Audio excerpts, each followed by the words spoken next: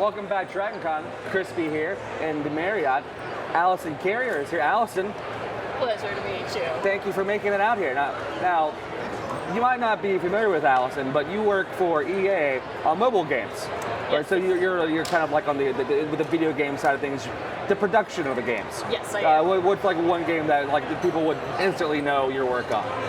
So I work on The Simpsons Tapped Out right now. I've lost a lot of time to that game. A lot of Simpsons in my life. So. Yeah. So all those menus and stuff that you interact with in the game, that's what I make. That's really kind of cool, and that's an essential part of gaming. Like, what made you want to get into, like, today I'm gonna learn how to make menus for games. Like, how do you get on that path? Well, I was already interested in gaming. I've always been a video gamer my entire life, and then I got an actual graphic design background.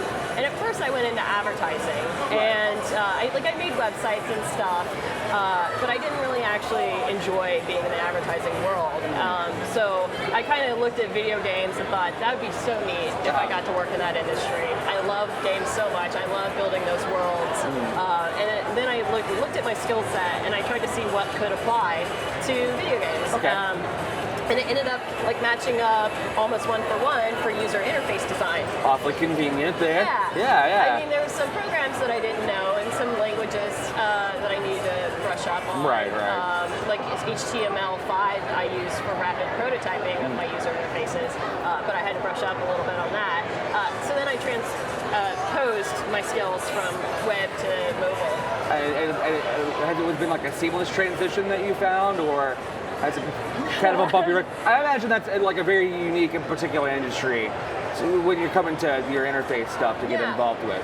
Well, I mean, a lot of people actually didn't do user interface design. So video games, the problem is a lot of times they didn't even realize that they needed one until the very last month before they were about to launch a game. We've been so focused on this game. Oh, right, people need to be able to get into that game. Hey, Yeah, click the play button. Yeah. They totally forget about that, and so a lot of UIs are really slapdash at the very end. Okay. So there weren't a lot of people for me to draw upon in terms of experience or. It was a pretty open field at the time when you got involved then. Yeah, generally best practices. Those are things that I've had to pick up on my own. That's pretty cool though. I mean that to come from that field, transpose it over. You mentioned. It has to be just fascinating because you grew up a gamer and a geek and things like that, as you still are today, of course. But now that you're in the industry, do you find yourself still as passionate about your trade? Every day. Yeah. I still have a fire within me for video games. I don't get to play them as much as I would like to anymore. That's the way I go. Well, when you do play them, what are the games that you tend to go to? Like, what's your big, I've got to play this game? Well, I'm a huge Batman fan. Okay. So I do love the Arkham series. It's a fun series. Yeah. Admittedly, though, I haven't finished Arkham Knight still. I won't tell John Noble if he comes back, I promise. Oh my gosh, his voice acting in there is so incredible. That's one great thing about like video games in general. It's like in our time growing up, when games were just still in the fledgling, from Pong to the Commodore 64 and things like that to Atari.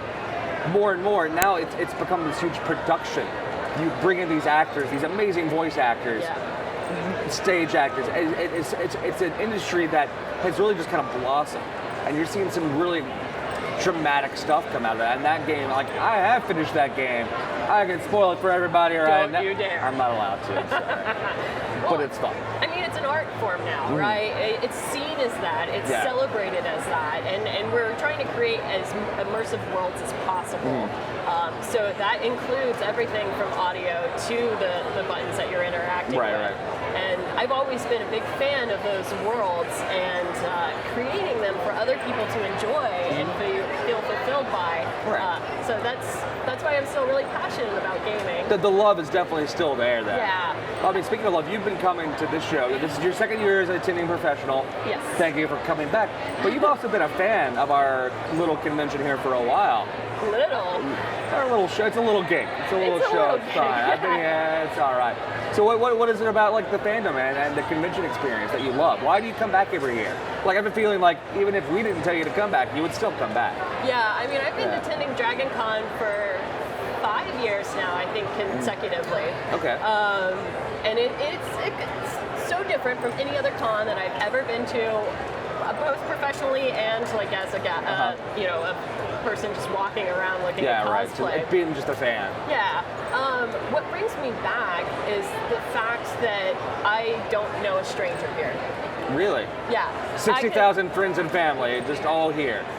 Yeah, it is incredible. All those societal norms that you have elsewhere are just completely obliterated once you enter these hallways. And I could go up to anybody and, bearing social anxiety. Fair, yes. And talk to them about their fandom that they're passionate about. And I may not be nearly on the same level that they are, but I still get infected with the enthusiasm that they have. And that, to me, makes up what DragonCon is. It's just so much love for the fandom, for other people in the fandom. It's a case of where you, the fans, literally wear your love on your sleeves. Yeah. Like when you say you come up and you know, oh, this person's obviously into that. And it's very visible. And it's a very visible love here, which is one thing that's really excellent. Now, you've got some panels coming up this weekend. What kind of stuff are you going to be speaking on? So I am very much very passionate about equality in games industry as well. So I'm speaking about being a woman in the video games industry. That is tomorrow night at 5:30. So tomorrow night being Saturday night. Sorry. Because it goes all weekend. Yes. Show up Monday night. Yeah. Then Sunday, I'm talking about gender and sexuality in video games and how we are trying to make that a little bit more diverse for our protagonists. Also, then talking about the free-to-play model and whether or not free-to-play is a double-edged sword according to the fan base. So yeah, what games is it really good for? Are there games that you should steer away from? Right. Is it going to be the model for the next foreseeable It's future? not going anywhere. So I mean, you need to know these things, and I think that's a really important stuff to talk about. Well, like all of these things, are really, really. Oh, that's the entire panel. Well, thanks. We'll be back. See you next year. All right. No, but the equality, I mean, like with your equality things and gender identification, like with BioWare was a big thing. With your last Dragon Age game had some really diverse characters and gender identification. And I'm really, really pleasantly pleased. I'm pleasantly pleased. I'm that happy. Like we're seeing more and more inclusion in gaming, just all the way around. And I really look forward to where the next 5 years to be even more. Yeah, we're on a really good trajectory right now. It's just making more and more people aware of what to do and how to act, and how they can contribute to the games industry becoming more diverse and it's welcoming. Yes. Very good. Speaking of welcoming, I want to thank you. But before you go, our fans have asked a number of questions. Dig in the bowl. We're asking for a friend time. Oh no! Just ignore Randall. He's taking a little nap right now. Get us a really good question. No pressure, because they're all watching. All right, what do we got here? All right, I'll read it for you. Yep. Well, this seems kind of odd, considering the conversation that we just had. They're making a Lifetime movie about your life. Who gets to play the evil man in your life? Oh my gosh. I know so many people. I was worried this is where that would go. So what famous person gets to play the evil man in your life? What? For Lifetime's biopic piece on Alison Carrier. I want Paul Giamatti. That's a really excellent choice. Now, dare I ask, is there a particular reason Paul Giamatti gets to play the evil man? Well, I mean, what makes him perfect for that role? Let's put it like that. He's a phenomenal actor, so I know he'd have the range and depth to encapsulate all of the darkness that I've encountered. Also, I feel like he's a perfect physical amalgamation of all the evil men I just conjured up in my head. It's just like when you're like, let me put him on. So really you just described Paul Giamatti as the worst person you've ever known. I don't know. We'll see. No, I'm just kidding. I love you, Paul. So Alison, thank you again for your time. Thank you so much. And I hope you have a great time this weekend at DragonCon. I know I will.